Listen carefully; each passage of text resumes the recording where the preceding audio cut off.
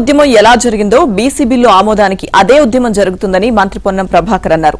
రేపటి నుంచి 3 రోజుల పాటు ఢిల్లీలో బీసీ బిల్లు ఆమోదానికి కార్యాచరణ ఉంటుందని, అన్ని రాజకీయ పార్టీలు తమతో కలిసి రావాలని పొన్నం పిలుపునిచ్చారు. బీసీ బిల్లును ఆమోదించే వరకు కేంద్రంపై ఒత్తిడి తెస్తామన్నారు.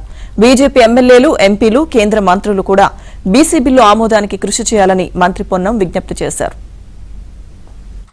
గవర్నర్ గారు ఆమోదించిన బిల్లును, రాష్ట్రపతి గారి దగ్గర పెండింగ్ ఉన్న బిల్లును ఆమోదింపజేసుకోవడానికి కేంద్ర ప్రభుత్వం మీద ఒత్తిడి తెచ్చే భాగంగా రాష్ట్రానికి సంబంధించిన బీసీ ప్రజాప్రతినిధులతో పాటుగా అన్ని పార్టీల ప్రజాప్రతినిధులు అందరూ కూడా బలైన వర్గాల సంక్షేమంతో పాటుగా రాష్ట్ర ప్రభుత్వం తీసుకున్న నిర్ణయాన్ని మద్దతు ఇచ్చే ప్రతి ఒక్కరు, కాంగ్రెస్ పార్టీకి సంబంధించిన ప్రజాప్రతినిధులు, మిగతా రాజకీయ పార్టీల ప్రజాప్రతినిధులు కూడా అందరూ వచ్చి కేంద్రం మీద ఒత్తిడి తెచ్చి ఈ బిల్లును సాధించుకునే వరకు పోరాటం ఒత్తిడి తెచ్చే విధంగా జరుగుతున్న ఈ కార్యాచరణలో అందరూ భాగస్వాములు కావాలని కోరుతా ఉన్నాం.